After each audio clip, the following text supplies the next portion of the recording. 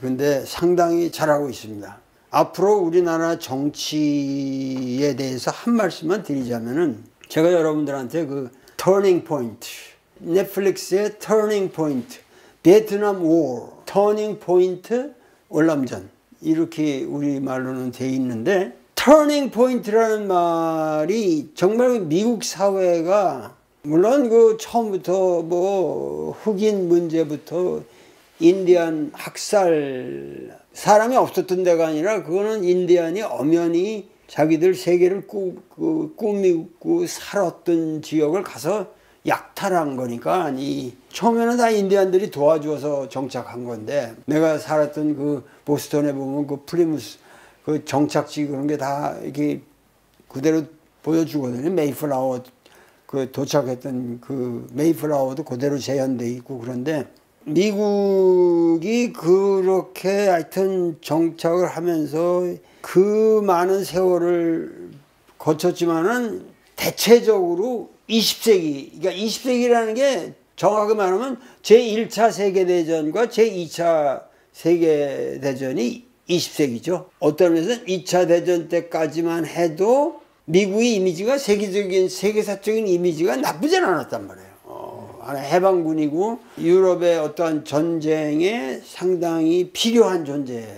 근데 이제 한국전쟁, 이제 사실은 한국전쟁부터 이것이 악화되는데, 이게 뭐냐면은 미국 역사에서 아주 최초로 아주 사기꾼이고 아주 나쁜 놈은 트루만이라는 놈이란 말이야. 그러니까 그 루즈벨트라는 사람은 상당히 훌륭한 대통령이에요. 루즈벨트까지는. 근데 트루만이라는 사람은 본질적으로 국민을 아주 개같이 보는 사람이에요.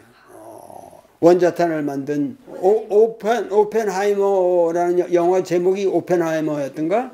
여러분들이 그 오펜하이머가 제일 나중에 트루만 대통령을 만나는 장면이 나오는데, 그 영화에서도 야, 이 새끼 너는 맨들이라고만 했지, 네가 뭐 이것이 어떤 정치적인 의미를 갖는지 그 과학자가 못 되면 내 앞에 와서 떠드는 거야. 그러고 그냥 확 묵살해버리고 꺼지라고 이런 식으로. 그러니까는 오펜하이머가 너무도 비도덕적이고 비인간적인 놈들을 위해서 내가 이 과학적 지식을 활용해서 이걸 만들었느냐, 그 부작용에 대해서 프린스턴에 있는 아인슈타인을 찾아가서 그 고민을 털어놓는 얘기라든가 이런 장면들이 나오는데, 아주 사악한 인물이거든요. 그러니까 지금 이 터닝 포인트라는 영화가, 물론 그 전부터 이 인디안 학살부터 하여튼 끊임없이 미국이라는 역사의 도덕적 근거가 박약한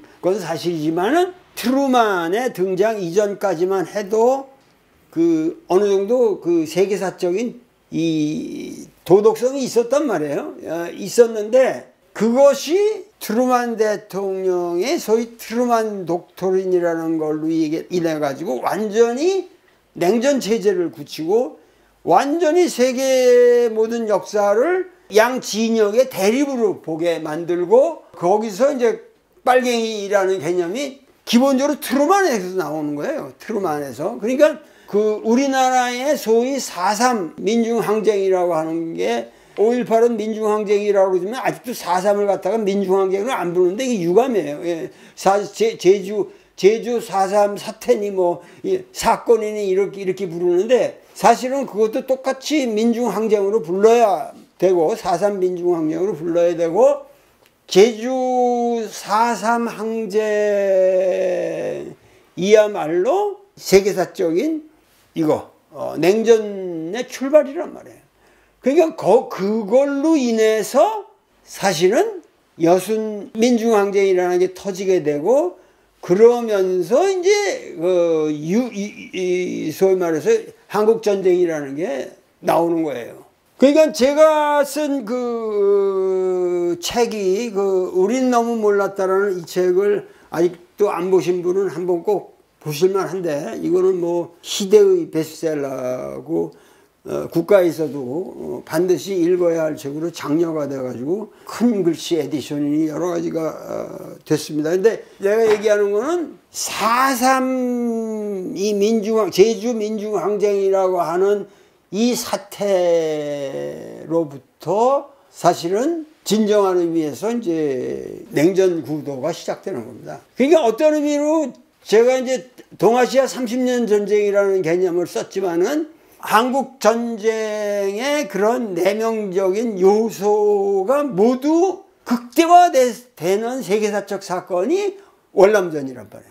1945년 이게 우리가 분단되는 거, 한반도가 분단되는 이 사건으로부터 1975년에 미국이 패망하고 월남에서 물러나는 시기까지 이 30년을 이 동아시아 역사에서 냉전 체제를 구축하는 그러한 이제 미국 정치가 그렇게 간 건데, 지금 이 터닝 포인트라는 작품이 노리고 있는 건 뭐냐면은 월남전이라고 하는 것은 완전히 미국으로서는 명분이 없는 전쟁이고, 그리고 월남이라는 건 하등의 전략적인 가치도 없었던 데고, 월남을 장기간 지배했던 프랑스가 이미 비엠프 아주 고지에 있는 이 곳인데, 얘들은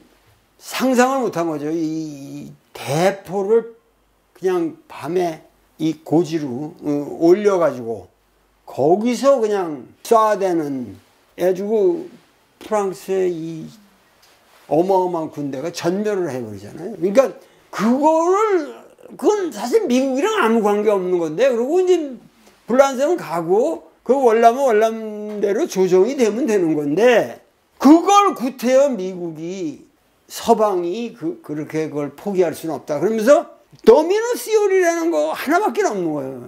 호지민이 이렇게 해가지고 여기를 점령하게 되면은 이 공산주의가 다 이렇게 해서 도미노, 이렇게 벽돌 이렇게 어린애들 하나 이렇게 하면 다 이렇게 무너지듯이 그 도미노 시오리 하나, 아무런 이유 없는 거예요, 지금. 완벽하게 이유가 없는, 명분이 없고 가치도 없고 전혀 해야 할 일이 아닌 짓을 하는데, 그 월남전을 완전히 조작하고 그것을 마치 미국의 청년들이 다 가서 막아내야 되는 어떤 위대한 무슨 사명이 있는 것처럼 거짓말을 시킨 놈이 JF 케네디다 이거예요. 이 영화가 얘기하는 건 세상 없이 나쁜 놈이 존 F 케네디다 이거예요. 뭐 우리 때는 케네디가 뭐 국가를 위해서 국가가 너희들을 위해서 뭘 해줄까를 뭐 생각하지 말고 너희들이 무엇을 국가를 위해서 할 것인가, 이걸 뭐 어쩌고, 그런 사기꾼 같은 레토릭이란 말이야. 국가가 국민들을 위해서 해줘야지 어떻게 국민들이. 근데 워낙 얼굴이 잘생기고, 이게 하버드 나오고 보스턴, 요새 여러분들 이미 하버드라는 게 뭔지 아시겠지만은, 그렇게 해가지고 닉슨과 이 키신저의 컨비네이션에 이까지 이 전쟁의 과정이라는 게. 그리고 이 재미난 거 뭐냐면, 백악관에서 이 얘기되는 걸 갖다가 전체를 지하실로 이렇게 비밀 전선을 해가지고 지하실에서 다 녹음을 했더라고. 케네디부터 시작을 한 거예요. 그래가지고 그게 다 남아 있어요. 회의하고 자기들끼리 잡담하고 껄껄 웃고 이런 것들이 다 남았는데, 프레스 컨퍼런스 가서 이렇게 얘기를 하는데 지들끼리 앉아서 얘기한 거 그게 대조돼서 나오거든. 싸그리 거짓말을 하는 거야. 이 정치가들이 국민들에게 우리가 어떤 정치를 하겠다 하는 거를 얘기하는 것이 그 지하실에 있는 녹음기 테이프랑 공개가 돼서 데뷔가 되는 거예요. 그러니까 우리가 민주주의라고 하는 거에 그 표상으로서 우리가 미국을 항상 얘기를 했는데, 미국은 철저히 비민주적인 국가예요. 그리고 정치적 리더십이 없는 국가라는 것을 이 다큐가 5부작인데 그걸 다 보여주는 거예요. 그 제일 마지막에는 뭐냐면, 그렇게 고통을 겪었어. 그렇게 나중에 닉슨이 전쟁을 우리가 할 이유가 없다. 그리고 끝내겠다. 그러니까 사람들이 그렇게 해서 대통령 만들어줬는데 이놈이 대통령 된다면은 계속 또 확산을 하는 거죠. 그래가지고 키신저하고 그거 가지고 세계를 갖고 노는 거예요. 그러다가 결국은 워터게이트로 물러나는데 그것도 벌써 워터게이트라는 게 뭐 한 텀을 해먹고 그 다음에 다음 텀에 중간쯤인가 그래요. 우리가 이 키신저라는 사람도 정말 질이 나쁜 인간이고, 이건 내 얘기가 아니고 이 영화가 보이는 게 그렇단 말이야. 그러니까 여기서 우리가 내가 얘기하고자 하는 거는 우리나라도 모든 정치라고 하는 것은 정치적 권력을 가진 사람들은 거짓말부터 하는 거예요. 대법원장이고 지금 모든 게 다 이렇게 개똥이 되는 이유가 뭐냐면은 얘들은 국민들한테 얘기할 때는 의뢰 거짓말을 잘하는 게, 거짓말을 그럴듯하게 잘하는 게 정치야.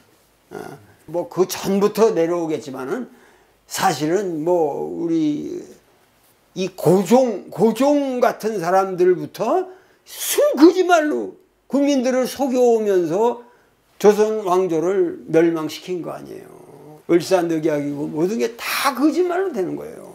오늘날까지 그러니까 일제시대로 이승만 시대를 거쳐가지고 박정희 시대라고 그러지만 그때 뭐 거짓말 맘대로 하는 시대 아니에요.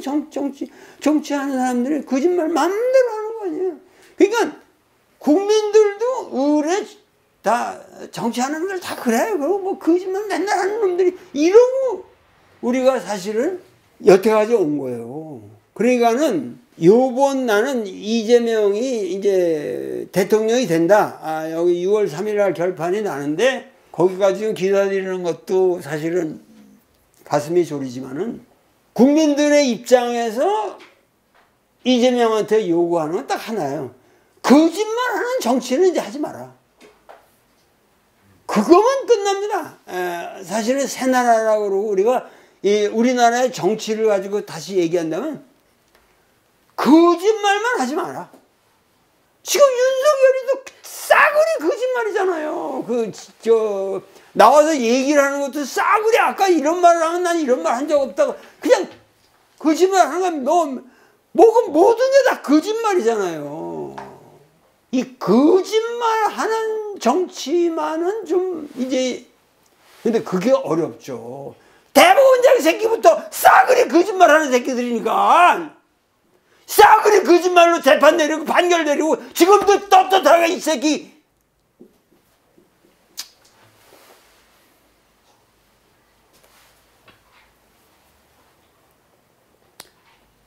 정말 이거는 안 되잖아요. 이렇게 되면 안 되잖아요. 반성의 여지가 지금 뭐 아무것도 반성을 안 하잖아요. 부끄럽잖아요. 독일의 연방 법원만 해도 대법관이 300명이래요. 우리나라 대법관 열 몇 명? 한두 명이야? 14명? 그거 100명으로 늘려야 돼요. 무조건. 앞으로 다 이런 헌법 개정이 이루어져야 되겠지만은 100명으로 해야 돼요. 그리고 대법원장 한 3명 정도 협의체제로 만들어야 돼요. 어떻게 국민의 이거를 목숨이 달려있는 그야말로 하느님의 자리인데 어떤 개인 새끼가 그걸 다 결정을 하고 앉았어. 이놈의 나라에서. 그걸 거짓말쟁이들인데 거짓말을 몇백 년 해온 놈들이라고 그게. 몇백 년을 해온 놈들이라고 그게. 그러니까 이런 것들이 이제 바뀌어야 돼요. 근데 쉬운 일이 아니죠. 나는 아무런 힘없는 그냥 평범한 국민이에요. 이 국민의 입장에서 절대 사기치지 말라는 거야. 사기치지 말라는 게 뭐냐면은 적당히 넘어갈 생각 말라는 거지. 지금 가깝게 우리가 지금 당했던 이 역사, 사법부라든가 내란 관계되는 모든 것들부터 빠른 시일 내에 정확하게 처리하고 거기에 관계되는 사람들, 오늘 공부할 내용에도 그런 거 천지예요. 벌줄 놈들을 정확하게 벌주는 게 정치다. 주역이 말하는 정치도 그거예요, 지금. 뭐 선거를 위해서 뭐 압도적인 표를 얻기 위해서 뭐 다 소용없고, 그 포용하고 뭐 이런 개소리 하지 말고, 포용이고 뭐고 없어. 이제는 정확하게 처단할 것을 처단하는 거. 그리고 거짓말하지 않는 거. 어떠한 상황이든지 그거를 국민한테 털어서 얘기하고 거짓말 안 하는 거. 이거 하나만 바뀌면은 나는 좋겠어요. 뭐 김앤장이고 뭐고 다 거짓말로 이 새끼들이 다 세상을 조작하고 이런 거 없도록 그냥 이제 거짓말 없는 이 서민들이 대구에서도 그렇게 거짓말 안 하고 열심히 일하고 세금 다 내고 감옥 가라면 그냥 순순히 가고 여러분들 그렇게 살지 않았느냐. 근데 이런 국민들을 철저하게 거짓말을 하고 기만하고 조작해온 이러한 정치를 이제 끝내야 되지 않냐. 그 얘기 하잖아요. 그러니까 정말 이제 거짓말하는 정치는 이 땅에서 있어서는 아니 되겠다. 그거 어려운 일인데 그 하나의 샘플만 마련되면은 5년 기똥차게 하고 역사의 전범을 보여야 돼. 전범을. 우리나라에도 이런 위대한 지도자가 있었다. 거짓말 안 하는 게 쉬운 일이에요. 정말 이거 하나만 고쳐지면은, 그리고 국민들도 정확하게 요구를 해야 됩니다. 하여튼 오늘 또 얘기하다 보니 좀 길어졌는데 오늘 강의는 여기서 끊겠습니다. 감사합니다.